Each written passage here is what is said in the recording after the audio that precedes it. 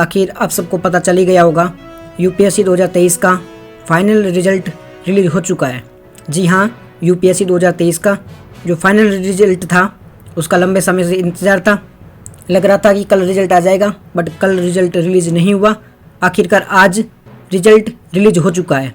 इसको आप यूपीएससी की साइट्स पे भी देख सकते हो और हमारी टेलीग्राम चैनल में भी इसकी पीडीएफ मिल जाएगी। आप देख सकते हो किस किस का सिलेक्शन हुआ है। तो जिनका भी सिलेक्शन हुआ है उनको बहुत बहुत बधाई। तो एक बार देख लेते हैं क्या क्या हुआ, इस प्रोसेस देख लेते हैं। तो 28 मई 2023 को प्रीलिम का एग्ज़ाम हुआ था यूपीएससी का। उसके बाद में सितंबर में मेंस का एग्ज़ाम हुआ था और जनवरी से अप्रैल को 2024 में इंटरव्यू एग्ज़ाम कंडक्ट हुए थे 2024 में। और फाइनली 2024 में अप्रैल में आज ही के दिन इनका रिजल्ट रिलीज हो चुका है। इसमें टोटल 1016 लोगों का सिलेक्शन हुआ है। 1016% का इसमें सिलेक्शन हुआ है।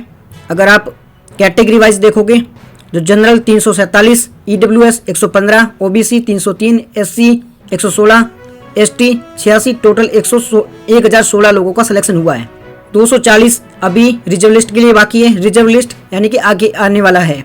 कुछ लोग हैं उनका रिजर्व लिस्ट में बाकी है। 240 है जिसमें 120 जनरल है, EWS 36, OBC 66, SC 10, ST 4, PW 2 और पीडब्ल्यू सेकंड वो 2, यानी 240 है वो बाकी है। फिर कैटेगरी वाइज उसका देखिए तो आईएएस कितने बने हैं, 180 टोटल आईएएस बने हैं। जनरल 73, ईडब्ल्यूएस में से 17, ओबीसी 49, एससी 27, एसटी 14, 180 है वो बने हैं आईएएस। आईएफएस 37 बने हैं, आईपीएस 200 बने हैं। फिर कैटेगरी वाइज भी देख लेना आप, जनरल में 80 आईपीएस बने हैं, EWS 20, OBC 55, SC 32, ST 13, total मिला के 200 आईपीएस बने हैं। इस प्रकार के और भी हैं, वो कैटेगरी वाइज आप पीडीएफ से देख सकते हो किस किस का कितने टोटल हुए सिलेक्शन। इनमें से 355 कैंडिडेट ऐसे हैं जिनके अभी डॉक्यूमेंट वगैरह कंफर्म नहीं है, वो प्रोविजनल कैटेगरी में है। तो जिनका डॉक्यूमेंट अगर कंफर्म हो जाएंगे तो उनका भी रिजल्ट शो हो जाएगा।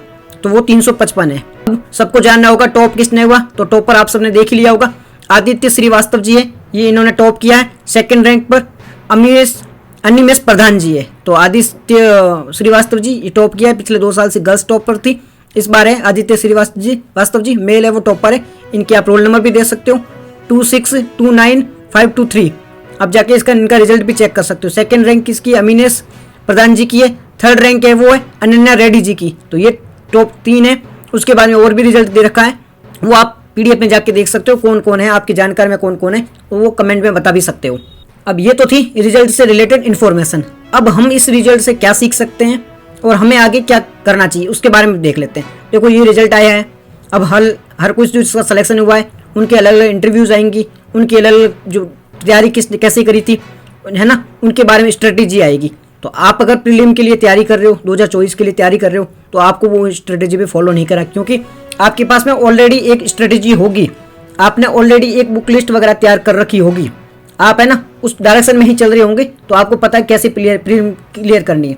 अगर आप इनकी स्ट्रेटेजी देखोगे तो इनकी स्ट्रेटेजी सही होगी, वो इनके लिए सही होगी। बस आप अपने अकॉर्डिंग देखोगे तो आपके पास इतना समय नहीं है, आप उन रिसोर्सेज को पढ़ पाओगे, क्योंकि आपके पास इतना टाइम नहीं है। तो आपको है ना सीधे सीधे चलना है, जो आपने स्ट्रेटेजी बना रखी थी, जैसे आप तैयारी कर रहे हो। अगर आपको लगता था कि वो तैयारी सही थी, उसमें सिलेक्शन हो सकता था, क्योंकि आपने जो स्ट्रेटेजी बनाई होगी बहुत सोच समझ के ही बनाई होगी, तो आपको उस पर फोकस करना है। जिसकी तैयारी है 25 में या 26 टारगेट है, 2026 में कोई एग्जाम देने वाला है, वो स्ट्रेटेजी देख सकता है। उसको लगता है कि कुछ एडिशनल इन्फॉर्मेशन कहाँ से लेनी है, कुछ एक्स्ट्रा रिसोर्सेस होने चाहिए, वो कौन कौन से होने चाहिए। देखो बेसिक रिसोर्सेज तो सेम ही होते हैं, हमने कुछ टाइम पहले यूपीएससी से रिलेटेड एक वीडियो बनाए थे, आप वो देख सकते हो। तो बेसिक रिसोर्सेज सबके सेम होते हैं, एडवांस में कुछ होता है, वो थोड़े बहुत अलग अलग हो सकते हैं सबके। आंसर राइटिंग से संबंधित कुछ सबका अलग अलग हो सकता है, तो उनके बारे में है ना आप वो वीडियो देख सकते हो। अगर आपका टारगेट 2024 है तो आपको स्ट्रेटेजी आपकी नहीं बदलनी है। अगर आपकी स्ट्रेटेजी से आपके मॉक में रिजल्ट सही आ रहा है, आपके पीवाईक्यू सॉल्व हो रहे हैं, तो आपको स्ट्रेटेजी बदलने की आवश्यकता नहीं है। आप ऐसे बदलोगे तो 1000 जनों का सिलेक्शन हो, सबकी स्ट्रेटेजी अलग अलग होगी, सबका तरीका अलग होगा, बेसिक रिसोर्सेज सेम होगा, बस कुछ ना कुछ डिफरेंट आ जाएगा, तो आप कंफ्यूज हो जाओगे, सबकी स्ट्रेटेजी देख भी नहीं पाओगे। अब हर रोज वीडियो आएगा यूट्यूब पे, अलग अलग टॉपर्स का इंटरव्यू आएंगे, अलग अलग टॉपर्स के अकॉर्डिंग रिजल्ट आएगा, सब अलग अलग अकॉर्डिंग अपने हिसाब से स्ट्रेटेजी देंगे। तो आपको उसमें नहीं पढ़ना, आपको फोकस करना है एग्जाम में। अगर आपको लगता है कि कुछ वैल्यूएबल रिसोर्सेस है जिसको पढ़ा जा सकता है एक टाइम के अंदर, तो आप उसको देख सकते हो। नहीं तो आपका फोकस है वो 2024 का प्रीलिम एग्जाम पर ही होना चाहिए। अभी मेन फोकस वो ही होना चाहिए। आपको ज़्यादातर इन रिजल्ट के चक्कर में नहीं पड़ना है। रिजल्ट आया बहुत अच्छी चीज़ है, इनको बहुत बहुत बधाई हो जिनका सिलेक्शन हुआ है, बट आपका टारगेट सिलेक्शन पर ही होना चाहिए।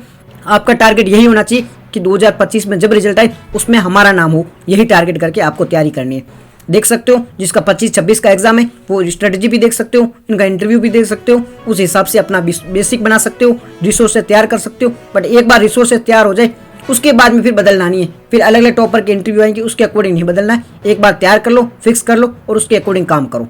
तो बस इस वीडियो में इतनी इन्फॉर्मेशन थी। बाकी आप टेलीग्राम से ये PDF ले सकते हो और UPSC की वेबसाइट पर भी आपको टेलीग्राम वो भी PDF मिल जाएगी। तो thank you very much for discussion.